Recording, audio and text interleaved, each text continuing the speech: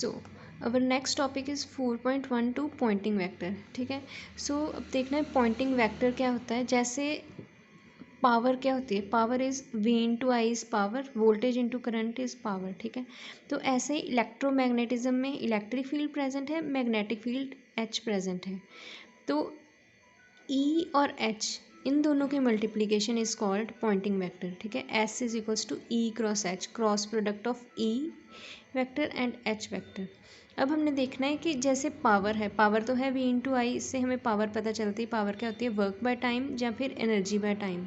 तो अब हमने देखना है कि S जो है ये क्या सिग्निफाई करता है। ये अब हम इसके यूनिट्स से देखेंगे कि S जो है वो क्या सिग्निफाई करता है। अब देखो, this is unit of S. ठीक है। एस क्या है, ई इंटू एच। ई के units volt per metre, H is ampere per metre. तो अगर इसको हम सॉल्व करें तो हमारे पास आता है joule per second per metre square. Joule is the unit of energy and per second, joule per second energy per second, और metre square is the unit of this area. ठीक है। सो अब हम देखेंगे कि ईएम वेव्स में क्या होगा। तो जैसे पॉइंटिंग वेक्टर है एस, एस क्या बन गया, energy per unit time in unit area. मतलब कि एक यूनिट एरिया में एक पर टाइम कितनी एनर्जी फ्लो कर रही है। ठीक है। सो फॉर ईएम वेव्स देखेंगे, ईएम वेव्स में क्या होता है, electric field vector and magnetic field vector. ठीक है। जैसे these are EM waves की, this is EM wave diagram.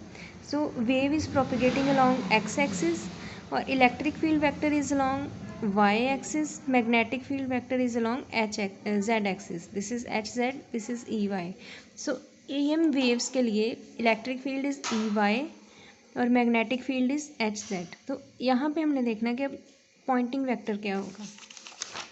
Poynting vector क्या होता है, ई क्रॉस एच। ठीक है। S is E cross H, और ई क्या है, इलेक्ट्रिक फील्ड के लिए ई वाई की डायरेक्शन जे कैप और एच जेड के कैप। ठीक है। जेड एक्सिस की डायरेक्शन के कैप। तो इसको सॉल्व करेंगे, जे क्रॉस के इज आई। ठीक है। तो ये आ गया I cap E Y H Z.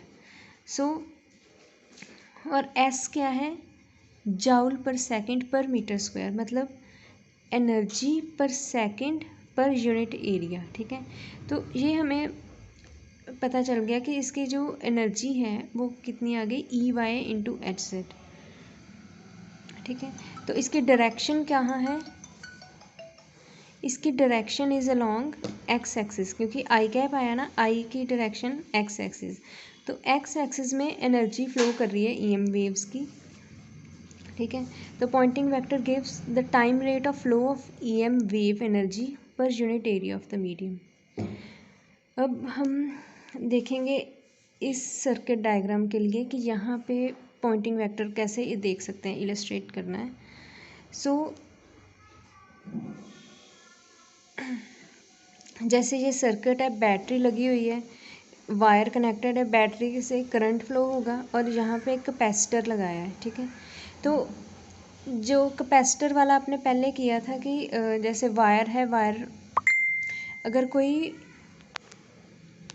अगर कोई भी हमारे पास वायर है, जैसे उसमें से करंट फ्लो कर रहा है, तो मैग्नेटिक फील्ड होगी, तो वहाँ पे लगेगा ampere circular law. Ampere circular law del cross B equals to mu naught J. ठीक है। तो अगर वहाँ पे कोई कैपेसिटर कनेक्टेड हो तो फिर क्या है, एम्पियर सर्कुलर लॉ मॉडिफाई हो जाता है, फिर होता है modified circular law, that is del cross B या फिर डेल क्रॉस एच की टर्म्स में करो तो वो बन जाता है del cross H equals to J plus curly D by curly T. ठीक है। कैपेसिटर की वजह से ये आ रहा है डिस्प्लेसमेंट करंट करली डी बाय करली टी। तो यहाँ पे क्या होगा, डिस्प्लेसमेंट करंट। ठीक है। देखो जैसे ये बैटरी है, यहाँ ये इसका पॉजिटिव टर्मिनल, नीचे नेगेटिव टर्मिनल। तो ये ऊपर वाला, जैसे ये कैपेसिटर है, जब करंट फ्लो करेगा इसमें, बैटरी ऑन की को कनेक्ट करेंगे, करंट फ्लो करेगा, तो फिर उससे क्या होगा कि ये कैपेसिटर चार्ज होना स्टार्ट हो जाएगा। तो ऊपर जैसे ये पॉजिटिव है तो ये पॉजिटिव प्लेट बन जाएगी, ये वाली नीचे वाली नेगेटिव प्लेट। ठीक है। पॉजिटिव और नेगेटिव चार्जेस आ गए तो यहाँ पे क्या बन जाएगी, इलेक्ट्रिक फील्ड। इलेक्ट्रिक फील्ड की डायरेक्शन पॉजिटिव टू नेगेटिव, ठीक है। तो यहाँ पे अब इलेक्ट्रिक फील्ड आ गई और करंट भी है, इलेक्ट्रिक फील्ड है, तो वहाँ से बन जाएगी मैग्नेटिक फील्ड एच। एच कहाँ से आएगी, डिस्प्लेसमेंट करंट से। Del cross H equals to curly D by curly T. जैसे अब डिस्प्लेसमेंट होगी करंट की तो वहाँ से आएगा करली D by curly T term. तो ये जो करली डी बाय करली टी है दैट इज़ इक्वल्स टू यहाँ से मिलेगा डेल क्रॉस एच। मतलब कि सारे में वायर में करंट फ्लो हो रहा है, उसकी करंट डेंसिटी होगी, तो वहाँ पे मैग्नेटिक फील्ड मिलेगी ड्यू टू जे। और कैपेसिटर में हमें मैग्नेटिक फील्ड मिलेगी due to displacement current D. और डेल क्रॉस एच किसके इक्वल होगा, curly D by curly T के, ठीक है। तो यहाँ जब पॉइंटिंग वेक्टर है, पॉइंटिंग वेक्टर अब इनसाइड द कैपेसिटर देखें तो वो क्या होता है, ई क्रॉस एच। ई की डायरेक्शन डाउनवर्ड्स और एच जो होगा मैग्नेटिक फील्ड की क्लोज सर्कुलर लाइंस होती हैं, तो ऐसे मैग्नेटिक फील्ड की लाइंस आएंगी। तो यहाँ से ई क्रॉस एच करेंगे तो वो आ जाएगा पॉइंटिंग वेक्टर, ठीक है। तो ई क्रॉस एच की अगर डायरेक्शन देखें तो हमें पॉइंटिंग वेक्टर की डायरेक्शन मिल जाएगी कि जैसे ये डाउनवर्ड्स है तो किसी भी पॉइंट पे एच की डायरेक्शन देखनी है तो टेंजेंट ड्रॉ कर लेंगे, तो ठीक है। तो यहाँ से ई क्रॉस एच हमें सिग्निफाई करेगा कि पॉइंटिंग वेक्टर क्या है। और दिस इज़ इम्पॉर्टेंट टॉपिक, जो पॉइंटिंग वेक्टर है इसके न्यूमेरिकल्स पेपर में आ सकते हैं या फिर इसका कोई आर्टिकल आ सकता है। जैसे ये वाला न्यूमेरिकल है फर्स्ट कि show that the pointing vector of a plane polarized EM wave in free space possesses a magnitude, ठीक है। एस का मैग्नीट्यूड दिया है आपको और ये आपने प्रूव करना है कि ये एस जो है ये होती है इसकी वैल्यू, ठीक है। तो इसमें इन्होंने एनर्जी से लिया कि अगर एनर्जी इतनी है, इलेक्ट्रिक फील्ड एनर्जी इतनी है, मैग्नेटिक फील्ड एनर्जी इतनी है, वहाँ से इसको निकाला है। और नेक्स्ट जो है ई वेक्टर और एच वेक्टर, इसका मैग्नीट्यूड आपको दिया हुआ है, डायरेक्शन दी है, मतलब कि ई वेक्टर एच वेक्टर दिया है आपको और वहाँ से प्रूव करना है कि एस वेक्टर क्या होगा।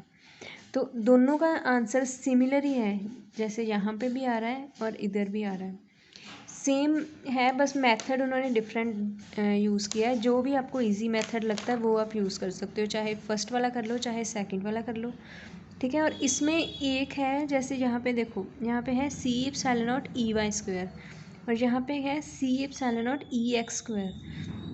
और एक्स वाई इस डायरेक्शन से कंफ्यूज नहीं होना। जैसे हमने क्या किया है कि ई एम वेव्स जो हैं, जो बेसिक ई एम वेव्स हैं, उसकी direction of propagation along x axis, और जो मैग्नेटिक फील्ड है that is along Y axis, और एच जो है that is along Z axis, ठीक है। तो इस क्वेश्चन में इन्होंने थोड़ा सा इसको मॉडिफाई किया है कि इन्होंने ई एक्स लिया है, मतलब कि electric field is along x axis, और मतलब कि जैसे आप ऐसे करते हो ना, इधर जहाँ पे propagation along X, magnetic field along Y, H along Z, तो इसको आप चेंज कर लो बस। Direction of propagation is along Z axis, जो भी यहाँ पे होगा वो डायरेक्शन ऑफ प्रोपगेशन है, दिस इज जेड एक्सिस। और magnetic field E is along x axis, यहाँ पे एक्स आ गया और यहाँ पे वाई आ गया, ठीक है। तो बस इन्होंने इस चीज़ को थोड़ा सा चेंज किया है, बट होना सेम ही है। एस क्या होता है, ई क्रॉस एच, तो ई दिया है एच दिया है, इनका क्रॉस प्रोडक्ट करोगे, सॉल्व करोगे, आपके पास ये वैल्यू आ जाएगी, ठीक है। ऐसे ही नेक्स्ट प्रॉब्लम है S average equals to E R M S into H R M S, ठीक है। अब आप देखोगे कि एस एवरेज क्या है, ये क्या है। जो इलेक्ट्रिक फील्ड है, मैग्नेटिक फील्ड है, वेरी करती हैं, साइन वेव के तरह साइनोसॉइडल वेव्स होती हैं। तो अब इस पॉइंट पे देखोगे ई इंटू एच का मैग्नीट्यूड कुछ अलग होगा, इस पॉइंट पे ई इंटू एच का मैग्नीट्यूड अलग होगा। तो एस वेक्टर जो है वो चेंज कर रहा है ओवर टाइम। तो फिर हमें उसकी अगर एवरेज वैल्यू लेंगे फॉर फुल वेव तो वो क्या हो जाएगी, एस एवरेज। तो एवरेज कैसे करेंगे, सारी ई को प्लस कर दो और ओवर होल टाइम उसको डिवाइड कर दो। प्लस कैसे करेंगे, मतलब कि आप इसको इंटेग्रेट करोगे ओवर द होल वेव, इसके over the whole time period integrate करके ये आ गया टोटल ई इंटू एच, और इसको टाइम के साथ डिवाइड कर दोगे, टाइम पीरियड, तो आपको एस एवरेज मिल जाएगा।